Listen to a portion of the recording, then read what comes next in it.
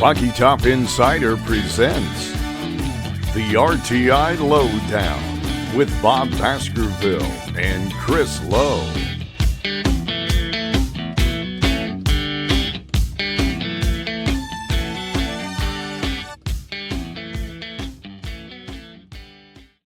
Welcome. It is time for another edition of the Rocky Top Insider Lowdown, the RTI Lowdown.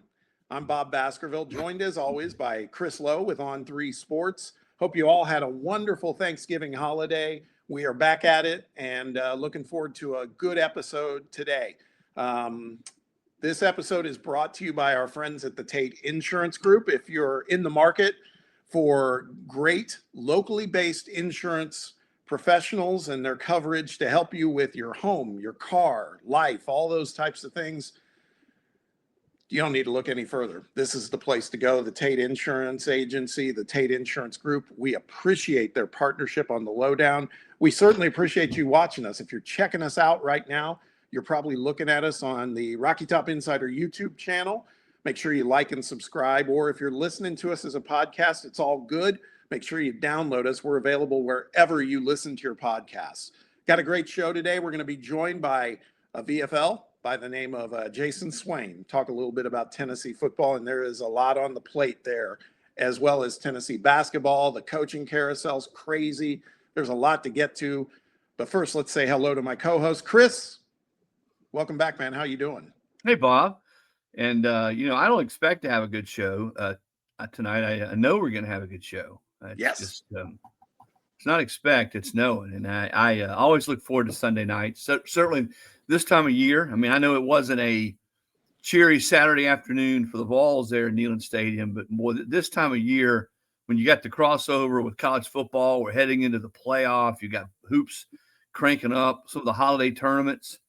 It's for those sports junkies, and certainly we qualify. This is a good time of year, and I look forward to sort of seeing I guess would be the next to last rankings on Tuesday before the final rankings. So that you'll have rankings come out Tuesday, and then the final rankings will actually come out Sunday, the day after the conference championship games. And there's going to be some intrigue. There's going to be at least one or two teams that absolutely 1,000% expect to get in that don't get in.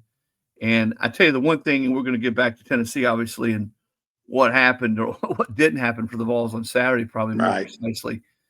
But will the committee penalize the team this year, let's say, i.e. Alabama, that gets to its conference championship game but loses? We haven't really seen that to this point. This year could be a year that something like that happens.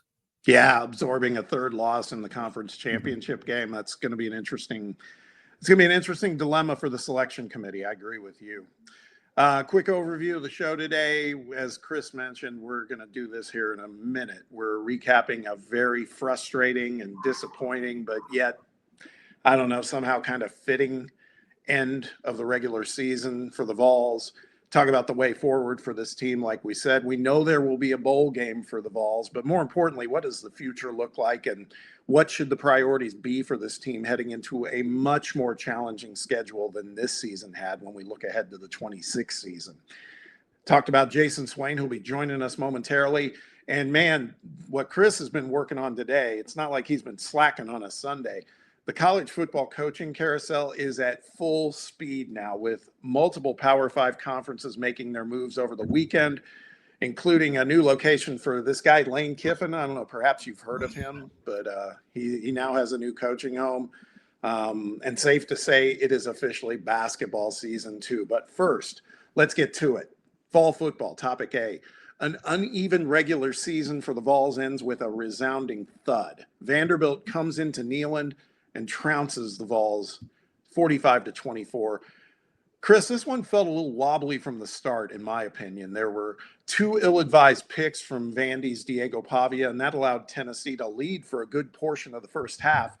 But the Commodores came in with a great game plan, a lot of swagger, and Vanderbilt backed it up. They rang up 582 yards of total offense compared to the Vols' 382. Matter of fact, Pavia had more yards in total offense by himself than the entire Tennessee offense. This one was, it was not pretty, man. as I watched that game, there were three things that just jumped out at me. Number one, we haven't been able to say this much about Tennessee and Vandy. Vandy in the offensive line and defensive line, where it counts, in the trenches, looked very much like it belonged. In fact, they didn't look like they belonged. They whipped Tennessee's backside. And we haven't been able to say that much about Vandy, Tennessee. But Vanderbilt, and I wasn't surprised by that so much because I'd seen Vandy play multiple times this year, and I knew they were good in the line of scrimmage. I mean, this is all five of their offensive linemen, Bob, are guys they went out and paid some decent money to get in the portal. Yeah. Yeah. I mean, they played that way all year long. They did. And in this game, like I said, it was kind of misleading. Tennessee led most of the first half, had a golden opportunity to go into the locker room at halftime ahead. But then a questionable and untimely roughing penalty by Jalen McMurray gave Vanderbilt new life. They capitalized with a Pavia TD pass with only 12 seconds left in the half, ties the score at 21-all going into the locker room. And then it was kind of a stretch in the game. There's that old adage that goes, most games are won in the middle 8 minutes of a game. And in that case, the first 4 minutes of that 8-minute window at the end of the first half was the beginning of Tennessee's nightmare, which we soon learned was only beginning. Because the second half, namely the first 4 minutes of the second half, it was all Vanderbilt. Absolute statement drive by the Commodores. They take a 28-21 lead. It went downhill for the Vols from there. We just couldn't get untracked at that point. And like you said, there were moments. There was one time where I saw Chris Brazzell late in the game go across the middle, caught a pass, and he got knocked on his butt, man. Vanderbilt they looked like the aggressors all the way through this game, like you said, Chris. Yeah, and if you hadn't watched Vandy play, and I'd say there's probably a lot of Tennessee fans who had not watched him play a lot this year, and it's easy to sort of get that stuck in your brain. Oh, they've got a better record, but it's still Vandy. Well, no, it's not still Vandy. This is a talented, well-coached, deeper football team. I think they've got the best coaching staff in the league. I think when you line them up, offensive line coach, defensive coordinator, Clark Lee as head coach, O-line coach, Chris Lanakis, to me, that's the best staff. And the other thing I was going to say a minute ago that jumped out at me, and we're getting ready to go to someone who knows a whole lot more about football than either of us, is the best player on the field Saturday, by far, was Diego Pavia. And when your quarterback has the leadership qualities and the fear and being so fearless and so talented and sort of rallies his team around him the way he does and makes play after play after play, and he happens to be the best guy on the field, you're going to win a lot of games. And that's the main reason Vandy is 10-2. So with that, we'll bring a guy into the show who is always the best player on the field. I don't care what setting, whether you're, doing radio, TV, if you're playing one-on-one in hoops. The only time he's not is when you go to lunch with him and he does never, ever, Bob, pick up the tab. I don't get that, but it's the great, the one and only Jayson Swain. And Jason, it's an honor to have you here tonight on the RTI Lowdown, and probably talking about something that you're probably tired of talking about, but certainly Vol Nation is not, and that is what went down Saturday at Neyland Stadium. And probably more specifically with you, is you watched that play out, and it was a mismatch in the second half, 31-3 run by Vandy. Where does Tennessee have to improve the most, and what to you are the biggest priorities for Josh Heupel in this program to get back to being a playoff quality caliber team? I think the biggest area of improvement is physical and mental toughness, Chris. When you look at the mistakes that this football team made all season long, whether they were young players, old players, and those come when you get a little tired. And, that is molded, that is worked on during the summer with your strict conditioning program, where your dog's tired, 95, 100-degree weather, you just got done heavy lifting, and you still go out there and you got to run and you got to push through, and you mentally have to be just tough to prepare you for the season. And I just think we're soft as a program, honestly. I think discipline is an issue. I think that's the most glaring issue right now. And there's several other little fires that Josh Heupel will have to handle and take care of. But the thing that screams, I think, the most and the loudest for me is just the lack of toughness. I think we're soft. Hey, man, first of all, thank you for joining us. It's always good to see you and talk to you and get your point of view at a time where we need some sober perspective on things. And, you always bring that.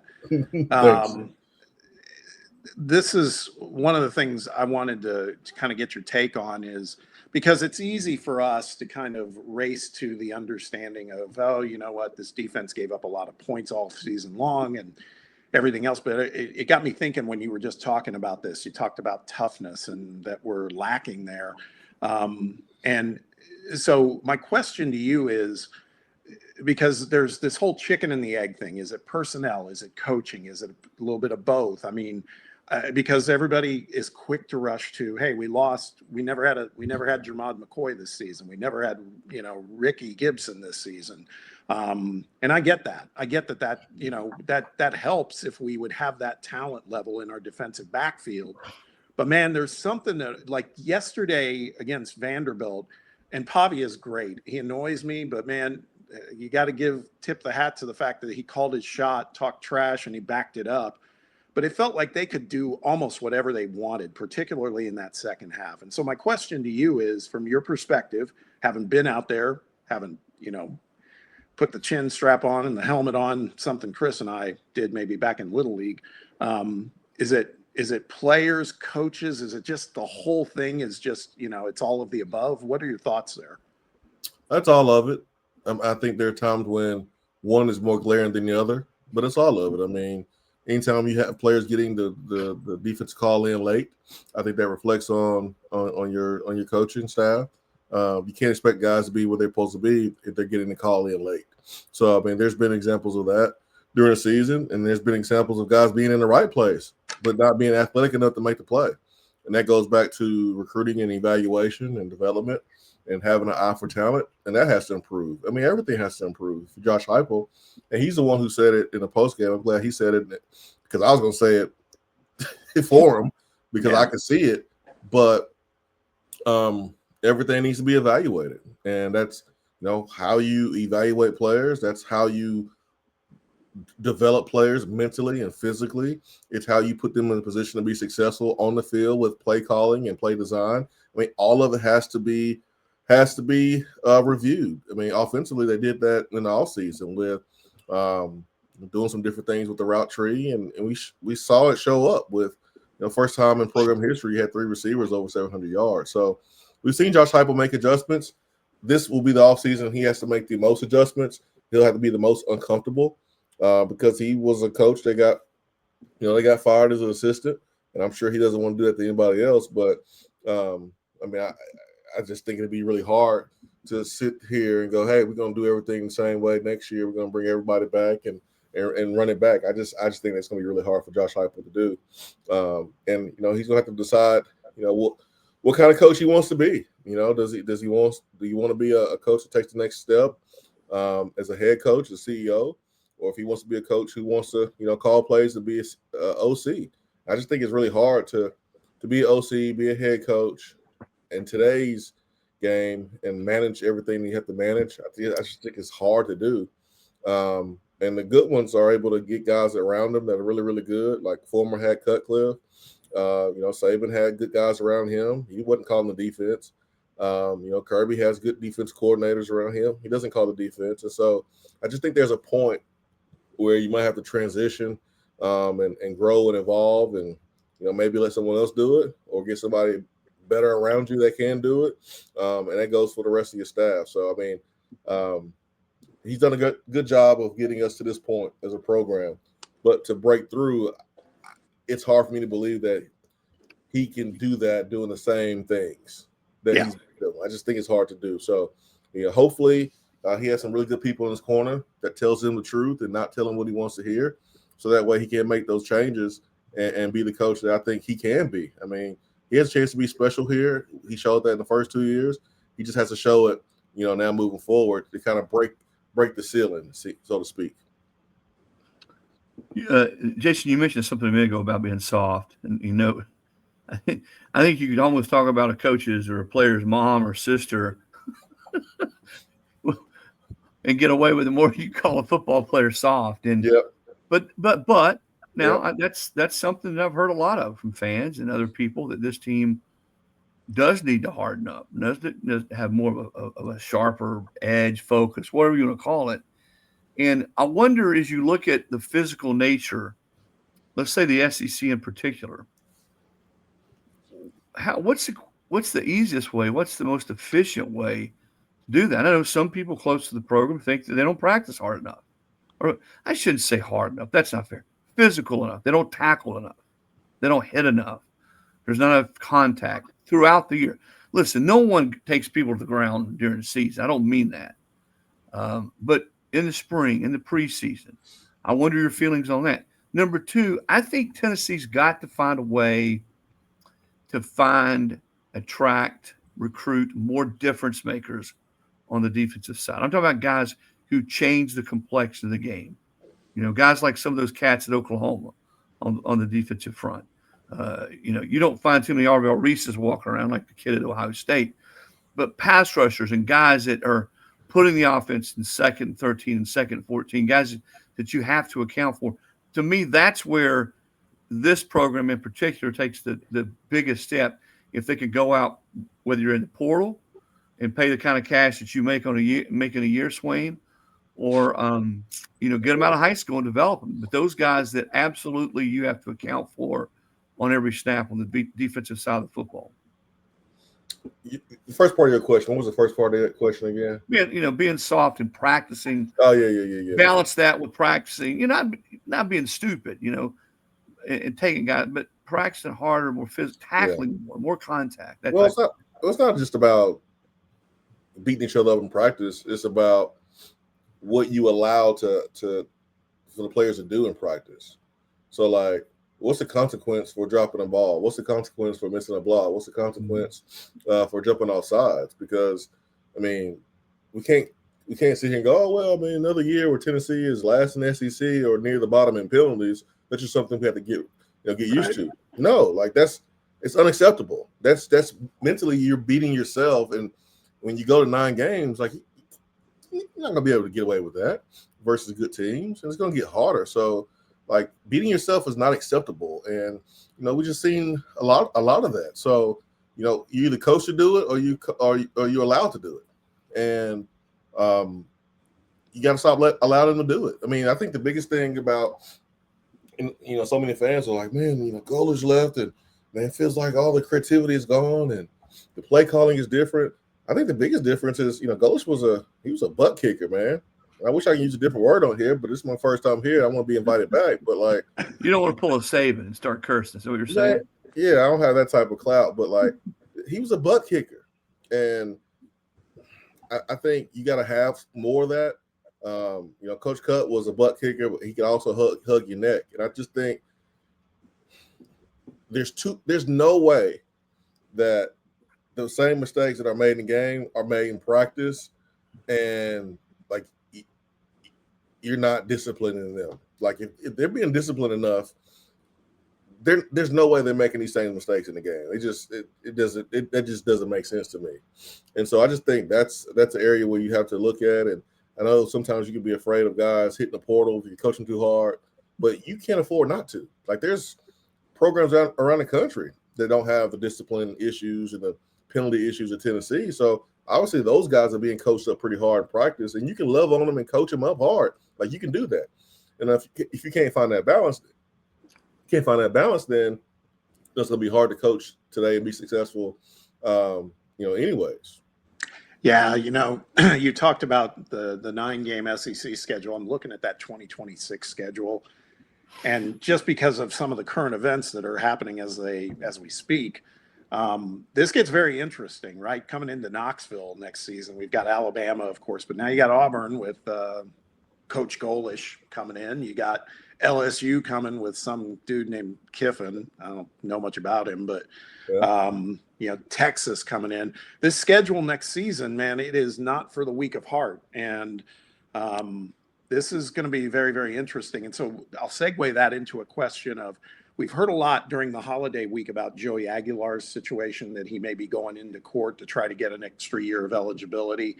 From your perspective, having watched the team, and from your perspective as a former receiver, is that the right play for Tennessee at this point? Rather going into this type of schedule with a quarterback who has some experience, but I feel had some moments that were a little more wobbly towards the end of the season. Doesn't mean he's a bad quarterback, but I feel like there was a little bit of regression to the mean. What would if it was your call, would you want another year of Joey, or would you want to start trying to cultivate these younger guys? I mean, if you play a freshman quarterback, you will have to manage him just like you have to manage Joey. To make sure that he's not throwing the ball away. I mean, he had one on Saturday where I was like, hey, man, this is the same throw from Oklahoma, the same throw with Georgia, and we got lucky and didn't get picked off. Like the back, thrown off the back foot, fadeaway, Michael Jordan jumper, like against pressure. Like you just can't make that throw, and it kind of points to why he had all those interceptions at Appy State. So his decision-making, wasn't as good as it needs to be, and the processing wasn't good as it needed to be, and RPO game, he would elect to throw it versus run it. I thought the Tennessee staff did a good job with him in the Florida game, whether it was Joey doing a better job of handing it off or Tennessee staff calling, design runs. Joey wasn't put in those positions, and the offensive line did a better job too. So some of that is offensive line, getting whooped up front. I mean, that was the case against OU. It was the case some points of Georgia, definitely the case against Vanderbilt. So you're spending a lot of money on the offensive line. You got to make sure that the quarterback's being protected. But I think having Joey back, even though I'm not for anyone having 8 years of college football or 7 years, like this had nothing to do with Joey. I'm totally against anyone being able to play this long. But as a Tennessee fan, yes, I think that would be the best case scenario, because here's a guy that's entering the second year of the program, of the offense. We saw what Hendon Hooker was able to do in the second year, of the offense. I would feel more comfortable with Aguilar in year two than a first-year freshman, whether that's Faison Brandon or George McIntyre. If Joey does not get the year, I would feel better about going out and getting a transfer experienced quarterback rather than a first-year quarterback with this schedule. So the third option would be a first-year starting quarterback as a freshman. Second option would be a transfer quarterback from somewhere else. First option would be Joey coming back. I just don't know if that's gonna happen though. Yeah. But if you do, Swain, I hear you. But do you risk if he does come back? Does somebody leave? Does probably a McIntyre leave, or certainly the kid you're bringing in from North Carolina next year? You still got Merklinger on the staff. I mean, it's harder than ever to keep multiple talented quarterbacks on the same roster happy. They're just not going to. Yeah. What would stink is that if you're unable to keep George and you never got a chance to really see what he could do in the game, because we missed a couple opportunities this year. We were playing with our foot a little bit versus inferior opponents, letting teams stick around, didn't shut the door on them, and then by the time we pulled our starters, I mean, UAB he didn't get a rep, and then New Mexico State he throws the ball 2 times. He's 1 for 2, and so like you haven't really seen what you can expect from him in the game. Like you see practice and all that good stuff, but he hasn't gained the weight. Which, I mean, if you unlock him for that, that's fine. But I know a pretty skinny quarterback that did a pretty good job in the SEC by the name of Jaden Daniels, who played pretty well. So, I mean, that should be the serious knock on him. If he's a baller, he's a baller. But you don't really know if he's a baller in the game because he didn't have a real opportunity this season. So it would suck if, he goes away because Joey comes back another year, or you went out and got transfer quarterback. I think Faison Brandon would be okay with redshirting and sitting out a year because he was hurt a lot of his senior year. And there's so many examples of freshman quarterbacks redshirting and coming back the next year and being okay, like Dante Moore at Oregon. I mean, he had to wait his turn, Chris, and I mean that helped him out. Ty Simpson waited his turn, so I think Faison will be okay waiting. But I don't know about George. I could see him, staying and battling it out. I can see him leaving and taking his talent somewhere else. Hey, one more for you before we let you get out of here. Yeah. And this one's been kind of percolating here in the last couple of hours. I mean, we heard some of it a couple weeks ago and then it kind of died out. But now, and I ran into somebody in public today. Now, keep in mind, it's just a fan, right? But are you hearing any of this churn about Penn State having a certain head coach from our school at the top of their list? Have you heard anything like that recently again? I haven't heard anything. I think we should be asking Chris Lowe. He's the one that's breaking all the coaching news around here. What does he know, man? I've been holed up in a hotel room all day with coaches coming and going. How about this? 5 head coaches in the SEC hired today. 5. Yeah. So not for long, and I'd say 3 of those 5 will be gone inside 4 years. Yeah, it's just sort of the way it goes. I've not heard Josh's name at Penn State among anybody that I believe or trust. Yeah, I think it's a popular name to throw out there. Penn State's probably in a position now where they got to have somebody that's had some semblance of success who's established. I mean, you look at some of the places that have been looking for coaches and just hired. I mean, Florida's sort of been the antithesis of instability over the last decade. Auburn just hired Alex Golesh. He will be their 4th head coach in 7 years. So you certainly don't want to get in that rut where you're just not hiring the right guy.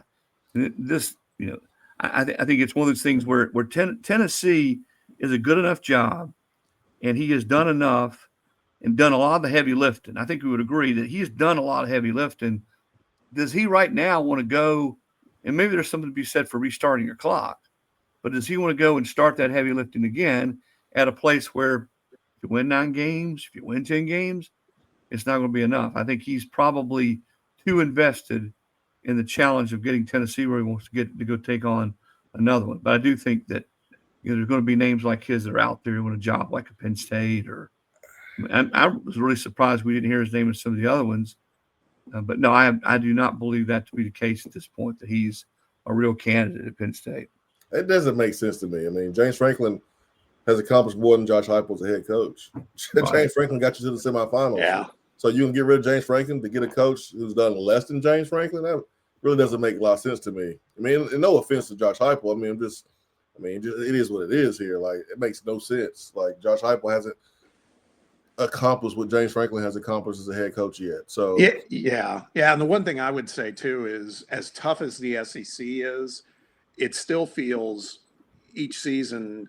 I mean, Kirby's got it going. Obviously, we have other schools that have it going. We want to be in that pecking order. Man, if you watched Ohio State and Michigan yesterday, Ohio State is a blowtorch right now at the top of the Big Ten, and it's going to be tough to crack that for a while. I mean, that's all there is to it. So yep. I agree with you. I think that would be tough, man. Why would you want to go do that? Yeah, you better get Brian Daboll and call it a day, man. That's what I would do if I'm Penn State. And that happens. This is a classic example. Penn State thought they could get Marcus Freeman, one, or Mike Elko. Those were sort of the 2 guys they felt like, hey, we can go get. Well, guess what? Elko got a raise to about $11.5 million. I talked to Marcus, I don't know, 3 weeks ago, and I did a story with him. He's not going anywhere. I mean, he's got Notre Dame at a point right now where they're rolling pretty good. But Penn State, going back to your point, thought, well, we can get one of those 2 guys. Well, you can't get either one. Now you're, okay, what do we do? Really? I don't think going and getting a pastry or, it's just, it's not as easy, guys, to hire an established sitting head coach as most fans. If you go look at the numbers, and I've done this, rarely does Power 4 School A go and hire Power 4 School B from another conference. Usually it's a sitting head coach. Usually it's somebody at the Group of 5 level. Maybe it's somebody who's been coaching the pros, who's now got fired, coming back down. Maybe it's somebody like a Franklin who had been fired, and he's getting a new job. But you go back to some of the top coaches right now. some of the guys that are out there that have been hired recently, there's just not a whole lot of them. Elko would be an exception. He went from Duke to Texas A&M. But Kirby Smart was a coordinator. Dan Lanning was a coordinator. Josh Heupel came at the time. It was a not a non-Power 4 school at UCF. So there's just not a lot of that. It's harder to hire a coach than people would believe. Mike Norvell, comes from Memphis. And look at today's hires. We talked about 5 in the SEC. Silverfield from Memphis. Golish from USF. Sumrall. Once upon a time, Bob, Jayson Swain's teammate. Or let's say this. He was Jayson Swain's teammate. That was his, we were each other's teammates, man. Okay, there we go. Two best players on the team. He goes from Tulane to Florida. Florida, the last time, dipped into the Group of 5 ranks and didn't go so well. They got Billy Napier. So it's just – my dad always talks about, well, they need to fire this coach. I can't believe this coach is still around after 3 years. And I'll say, well, Dad, who are they going to get? Well, they get somebody better than him. Well, not always. Sometimes it gets worse. Yeah. Hey, man, really thank you for spending time with us. I know you're a busy guy. You got other stuff you're doing. This guy, Vol Network, he does the Swain event, not only the radio show, but over at Sports Animal, but he does his streaming show with our friend Ben McKee. You got it going on, man. You're doing really great work, and we appreciate you spending some time with us tonight. He's everywhere. I mean, I'll turn on the SEC network. There's Feinbaum. He's sitting on Feinbaum. The only person who's on TV more than Jayson Swain is Judge Judy. Hey, man, I haven't been invited back on Feinbaum in a long time, and maybe you can put a good word in for me since you know everybody. That's not my company anymore. Yeah, well. Oh, well. Yeah. Thanks, Jason. We appreciate you. Appreciate all the good work, the honesty, the candor. I know it's your alma mater. I know your heart and blood run orange, but it's always nice to talk to somebody who wore the orange jersey, who knows the game and isn't afraid to be candid and honest. So thanks for your insight. We really appreciate it. Anytime, man. Thoughts and prayers this week. Y'all have a good one. Yes, sir. See you, buddy. Thank you. I think he means that sincerely, Bob. Those of you have to, I mean, I love doing this show on Sundays, but I'm on the radio every day like you are. So my advice to you, my friend, is to strap it in pretty good starting tomorrow. Oh yeah, there's gonna be a lot. I listened to a little bit of some of those post-game call-in shows last night. Ooh. Goodness. It is Scorched earth for sure. Honestly, not as bad as I thought. I can't believe I'm saying that. It's pretty bad, but I think people were not like something must change today. It's more like, again, look at what we're talking about, but more right. Sensibly speaking, looking ahead to next season, man. That's it's going to be a gauntlet next year. And, and that's okay. I will say this, to put a bow on the Tennessee-Vandy game, there's not much else you can say. Pavia, everybody points to that time he was part of that SEC documentary on Netflix in the summer, and he talked about we're going to run the state of Tennessee. And it's great bulletin board material, but it's not so great when the guy who says it can back it up. And that's exactly what he did over the weekend, man. He was accountable for, I'm just looking here, 268 yards passing, 165 yards rushing. Again, he alone outgained Tennessee's entire offensive unit. And like we said about their defense too, they had 4 sacks on the defensive side of the ball. Also, Tennessee had 89 yards rushing at halftime as a team, mostly through Deshaun Bishop, who had a solid game early. They finished with 83 yards rushing for the game. So they were minus 6 yards rushing in the second half. I mean, Vanderbilt just shut the water off on this team. And when Josh's teams haven't run the ball well, I'd say that's probably the biggest indicator that they're not winning the game. Yeah. When they just become one-dimensional and can't run it, they're just so much more easier to defend. And I bet you could go all the way back to his first year. Yep. And look at those numbers, and it's going to tell you pretty much right down the line whether they won the football or right there with a chance to win the football with their ability to run it. But stop. It's the game changes; it continues to change. But the one part that doesn't change, Bob, is your ability to stop the run and to run the football. When you Yep. do both of those things, you're always going to be one of those teams that has a chance to win most of your games. And I don't think Tennessee's there right now. I go back to what we were talking about with Swain, the physicalness of this team, or maybe lack of physicalness. Again, that is a mindset. It's a culture. It's practicing the right way. It's just wanting to be one of those guys that wants to mix it up, and you don't care about what in this day and age who's making what and what their NIL deal. You just want to get out there and crack some heads and be the most physical, toughest football team on the field. And that wasn't Tennessee the other night. It was Vandy. And for all the hoopla surrounding Diego, and he is a great football player. Vandy is a tough, physical, blue-collar team who don't beat themselves, and they're well coached. And I think that's where, as you watch that game unfold the other night, to me, where the differences in the two were most glaring. Yeah, no, I agree. With the loss, Tennessee, and I think it's deserved at this point, they fell in the coaches poll and the AP poll. In the AP poll, they fell out of the poll. They are now 26th in the rankings. And on the coaches poll, I think they're still in there, but they're at number 24. There's already bowl projections going out, and it's just the reality. One of the projections from ESPN has Tennessee in the ReliaQuest Bowl, going head-to-head with the Iowa Hawkeyes. Yay. How many times are they going to pair those two teams together in a bowl game? I know. I hope not. The other one had us ReliaQuest Bowl's at least on New Year's Eve, so it kind of feels like a legitimate bowl. But Iowa is no fun to watch play against. And then another bowl projection had us, and I forget which bowl it was, but it was going up against Georgia Tech, which I found interesting since Georgia Tech's our second opponent next season. But that'd be an interesting game for sure. So there'll be a lot to talk about. As by the time we do this show next week, we probably will know our bowl assignment from then. So that should be interesting. Yeah, you're right. Pretty close. Next week being the conference championship weekend. So yeah. Hey, let's give a quick shout out to our sponsor, the Tate Insurance Group. They are your local insurance team and proud to call East Tennessee home. Just like our Vols, maybe even a little better than what we saw yesterday. They know what it takes to overcome obstacles, to give their all, and show true volunteer spirit for our community. From home and auto to business coverage, they provide personal service that you can count on. And again, they care about what you care about, because this is where they live too. You can find out more about them online at tateinsurancegroup.com. You can also call and talk to any of the folks there. They're very, very helpful. Their phone number is area code 865-862-8233. That's 865-862-8233. Tate Insurance Group, local, trusted, and always in your corner right here at home.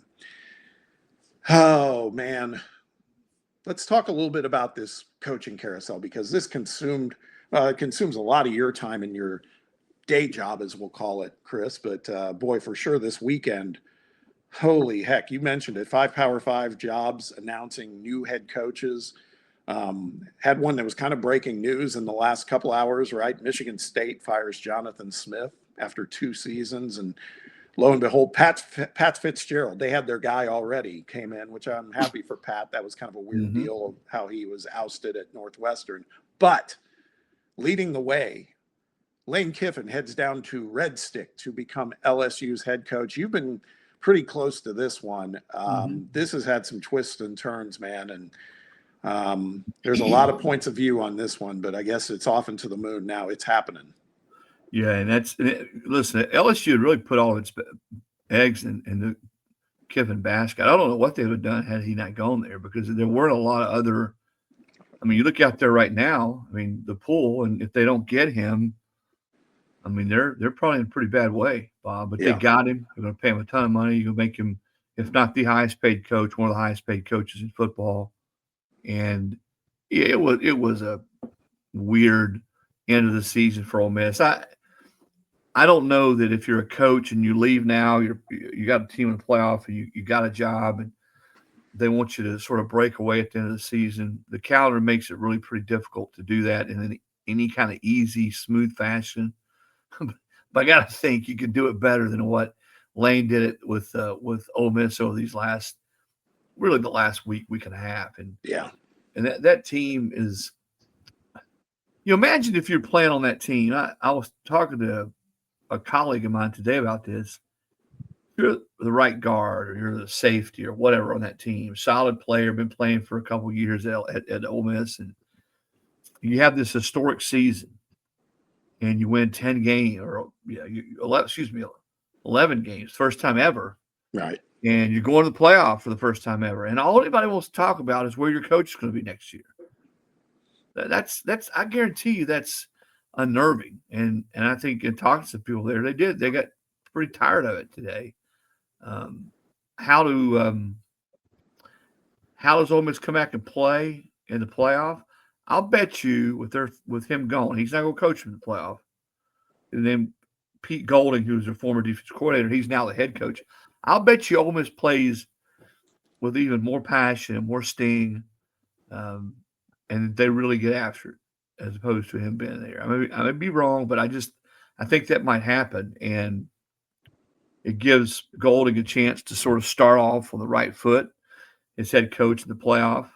And a lot of people, me included, will be watching Ole Miss in the playoffs to see how they do, and can they have that kind of run. You're a basketball guy. So when I bring up Steve Fisher in Michigan, what do you think of?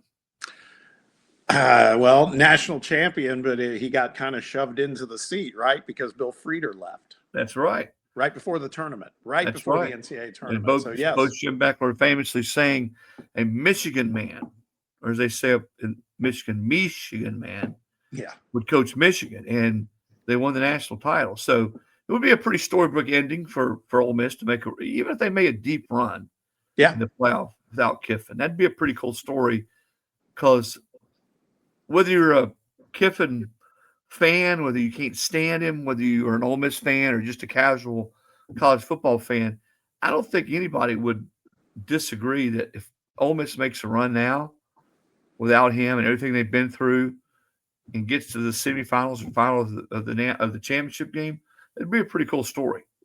Absolutely. Yeah, and to keep it on that thread, to really clarify for the viewer and listener what we're talking about with Pete Golding. At first, I thought they were just naming him the interim coach. They went all in. They said, no, he's the head coach now, and I think that's pretty interesting. I think the players. I think it's a smart move by Ole Miss at this point. It's like you've got a really pivotal moment in your program's history that still hasn't been played out, and you may not get there again. So try to keep it as minimally distracted as possible, and I think that's what they did, and I think it's a good move. I'm just glad it's over, Chris. I mean, you and I, you are.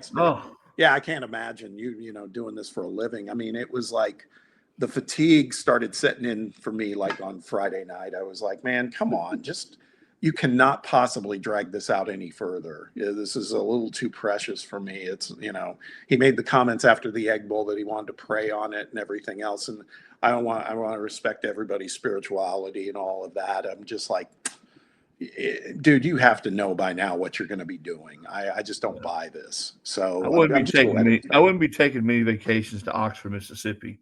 No, anytime soon. Although now next year they play at Knoxville and Oxford. Wow. So you think they'll get welcome greetings? Do you think there'll be a big warm greeting when he jogs out on the field for the first time? Probably not. It was nasty the last time he came. Yeah, exactly. So that was obviously the headliner. We've talked a little bit when Swain was on with us. Former Heupel offensive coordinator Alex Golesh is headed to the Plains to lead Auburn football, which was a little surprising to me because it felt like a couple days ago, it felt like Golesh was headed to Fayetteville. But then all of a sudden we started hearing Golesh saying, hey, I got to process all this. Felt like he was rope-a-doping a little. I do think between the two jobs, I think Auburn's the more attractive job. So good for him. Yeah, it's, and jobs they look different depending on when you're coming in, who you're coming in behind. I would have said 15 years ago when Bear Bryant left Alabama and they had, 5 coaches in however many years, and none of them did very well. But when you come in at a place that has sort of just been sort of doing that, Bob, you get a chance to take it up. Yeah. To me, that's always more enticing to guys. I would not have wanted to been Kalen DeBoer and come in after Nick Saban or anything less than. If you dare lose 2 games in the season, you're going to catch it. And it's a hard – we've talked too, man. I think the expectations are going to have to change when the league goes to 9 conference games. Mm-hmm. And you're keeping the conference championship games. So Alabama's a good test case. They're 10-2 with a bad loss. If they go and lose the championship game, they're going to get 3 losses. I mean, I don't know if that gets them in or not. We're going to find out. Yeah. Arkansas pivoted quickly. If they weren't going to get Golish, they went after, I guess, their second choice, which was Ryan Silverfield. Well, I guess he was their third choice. They were going after Rhett Lashley weeks ago, and Lashley said, I'm out. I'm not interested. So they get a coach from the American Athletic Conference, the second one they went after Golish. Florida, I tip my hat. Florida has been going through so much hell. They finally said, hey, we're getting out of the Lane Kiffin game. They did that a few days ago. It sounds like they go to their plan B. They hire John Summerall from Tulane, about a 6-year deal, I think. So like you said earlier when we had Jason on, it's like he's another, G5 guy coming in. Has been quite successful at Troy and also at Tulane, but man, Florida is a whole different ball of wax, man. Well, it's another one of those schools that's tasted at the highest level. When Spurrier was there, when Urban Meyer was there.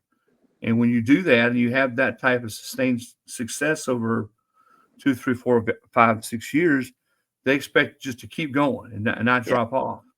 I remember you go into these guys' offices and they'd have their championship rings or whatever. You could look at them and you'd see like a gap in, 2 years, 10 years, whatever the case may be.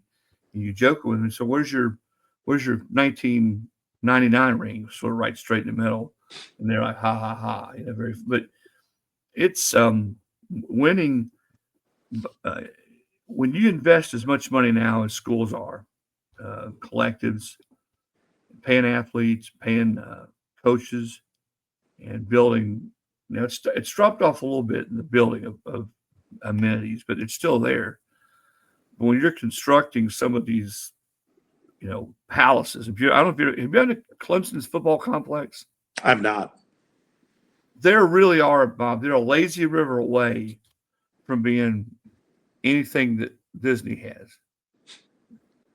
You can play, you can play golf, putt golf. They have, it's almost like a playland, and it costs millions upon millions of dollars. But see now, whereas that used to be the draw, now it's how much money can you raise to build your roster?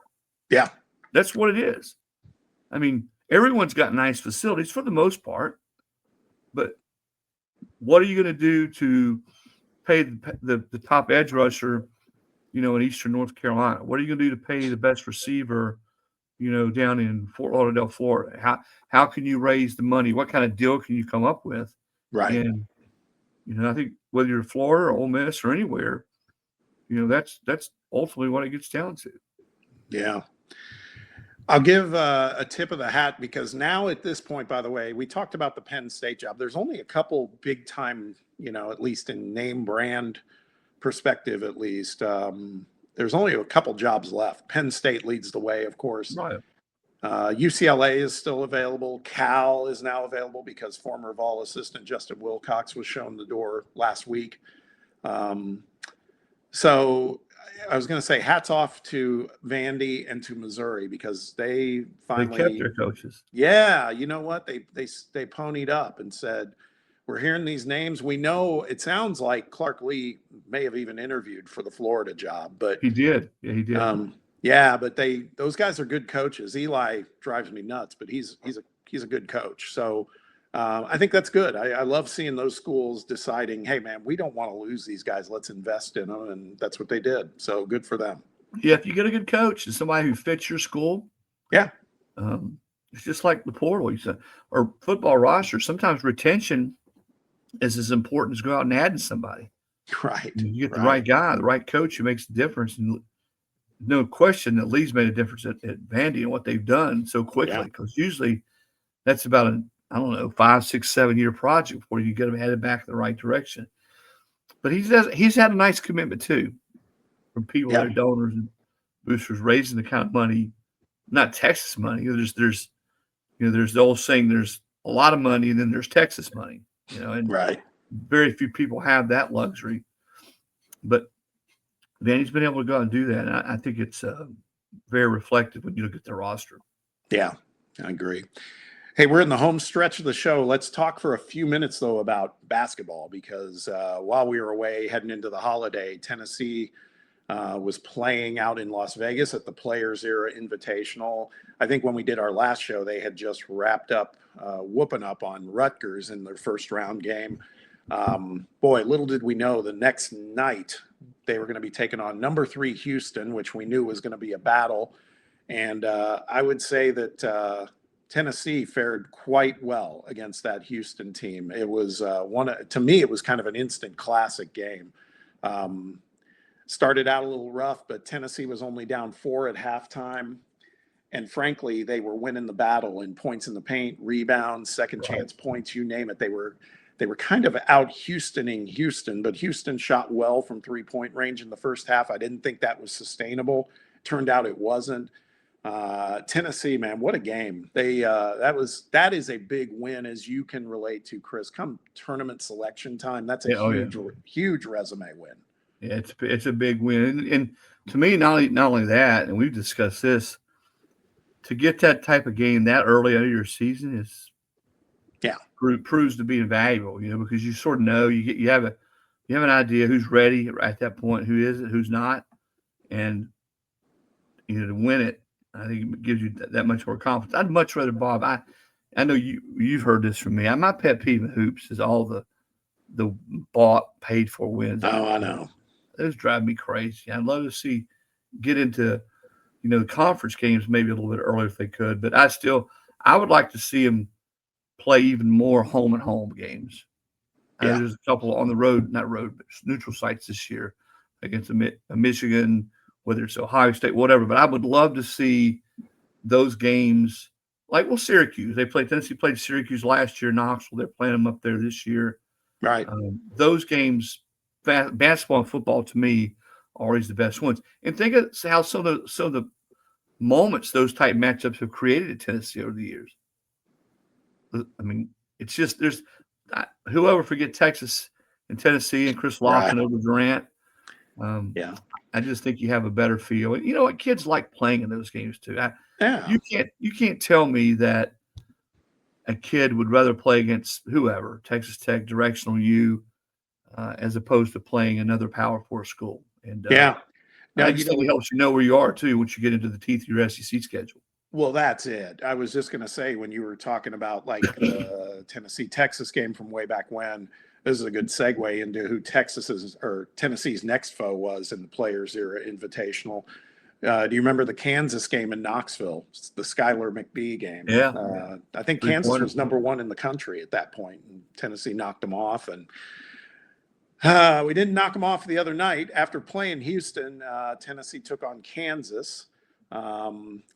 By the way, I think the Vols looked great for about 25 minutes, but I really believe they ran out of gas. And Kansas, even without Darren Peterson, their best player, they got a Hall of Fame coach on that sideline too, and Bill Self, and they made adjustments in the second half. And I also think, this, Chris, whenever you play Houston, I mean, it is all consuming. And you were playing on consecutive nights and all of that. I think that Houston game just took it out of the guys. They ran out of gas. You could just see the shots were short, and that's usually means your legs are starting to give way. And I think it was still a great test. We learn a lot. We're learning a lot about Nate Ament. He's still got some work to do. But I think this team absolutely can be a factor in the SEC and in March once again.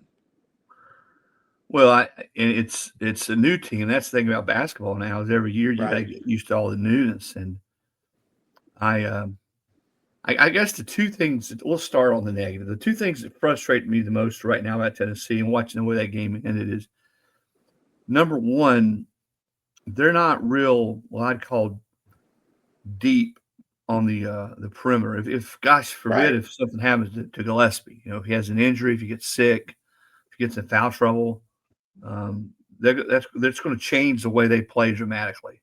Yeah, that's one. It's just so wonderfully gifted and talented. I love to watch him.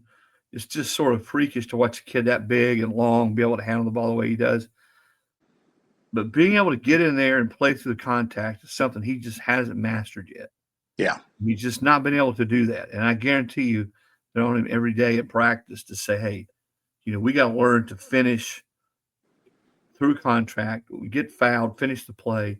Even some of his jump shots in the lane, 10, 12, when he come across to get the ball, I'd love to see him just pump fake a couple times and go strong to the basket. Yeah. Lay it in. He's going to be just fine. He's too good a player. He's too talented. That's the thing right now. When you put him out on the street, playing against some of these teams, it's just going to take him a while. But he sure is a lot of fun to watch play, and you just can imagine what he's going to look like come mid to late March. Yeah, it felt like in that Houston game, he was very apprehensive to begin the game, and really it kind of lasted throughout the game. And then against Kansas, he came out much more assertive, which I was happy to see. But then, like I said, Kansas adjusted, man. They made him work harder in the second half, and he struggled with that. So you're right, it's a process. The one thing I was happy to see also was Jalen Carey, who I know Coach Barnes has put a lot of faith in. And, he's a pivotal guy for this team because of what he can do with his physicality. And he is smart, too. He had some great assists in the Kansas game. He passes the ball well for a big guy. He really does. Absolutely. So that one's key as well. Got to keep Estrella healthy. All those things considered, the one thing I would say is what I would caution fans to is college basketball has never been better. And as good as this Tennessee team may be, we saw it out in Vegas, Michigan. Holy crap. We've already talked about, Purdue and Houston, and Arizona's good. Now Michigan kind of filed their claim of, hey, man, we might be the best team in the country. There's 10 teams for sure, Chris, that could probably win it all, at least. Yeah, 10. And that's always fun to go into a season when you don't have a clear-cut number one. You have a bunch of teams that are pretty good. If they go on a streak, which to win it, you got to win 6 games most likely. And you get out of that first night when you win your first 2 games, you're down to 4. So I'll agree with you. If you said put a finger right now on somebody in the country that I think is going to win it all, I don't know who that would be. I watched Duke and Arkansas on Thanksgiving night. Everybody else was passed out, and I was watching that. And, Cal's doing it again, man. Arkansas is loaded. They look good. Yeah. He's trying to recruit great players. Oh, yeah. Yeah. You know he would. And it's the league's going to be tough again. I like you're talking about the 100 teams in the country. Who do you point to and say definitely is head and shoulders above everybody else right now in the SEC? I don't know that you can. No, that's what I'm saying. Arkansas worries me as much as, everybody rushes to Alabama or Florida. I think Alabama, LeBaron Philon is great, but, if he's not, it's kind of like the Gillespie thing. If Philon's not good, Alabama is a different team, So it's going to be definitely up for grabs. Yeah, they are. And you're right. I've watched them a couple of times, and they can sort of run hot and cold depending on how he plays. Yeah. And I think, again, like last year, if you don't play your best ball, I don't care if you're going to a team middle of the pack, maybe the 9th or 10th best team in the conference, you're probably going to get beat. Yeah. That happened a couple of times in Tennessee last year on the road. So it's I'm looking forward to it. And again, I look forward to seeing how this Tennessee team can grow. Because they are going to grow. Oh, yeah, and most definitely. Who becomes that second perimeter shooter, for instance? Yeah. Right now, you got 2, or at least 1, but maybe 2 that have proven it. But you're going to need it down the stretch. You're going to meet some guys to make some big perimeter shots for you, and more than just Gillespie. Yep. I agree. Well, we will definitely be continuing that conversation now as we start to go headlong into basketball season. For you out there watching and listening, thank you so much. We'll be back next week with another edition of the RTI Lowdown. Like we were saying earlier, we'll probably know the football Vols bowl destination when we record next week's show. And we'll also recap what is going to be another big week of games for the basketball team. They have Syracuse on Tuesday night up in Syracuse, and then a neutral site game against number 13 Illinois on Saturday night in Nashville. So it's going to be a fun week ahead. We appreciate our guest for this week, VFL Jayson Swain. And as always, many thanks to our sponsor, the Tate Insurance Group. And last plea, make sure you like and subscribe to the show on YouTube, the Rocky Top Insider channel, and download our podcast wherever you listen to your pods. Appreciate you being a part of the show and supporting us. Chris, have a great week ahead. I'm sure you got a lot of news to cover. I look forward to this every week, and I look forward to gathering back up with you right here next time. Yeah, same here. Let's get these coaches hired fast so I can enjoy the rest of the week. That'd be nice. Great catching up, Bob. And as you said, thanks to Jay Swain for joining us, and let's do it again next Sunday night. Sounds great. Thank you all for listening. Hope you all have a great week ahead, and we'll see you right here next time on the RTI Lowdown.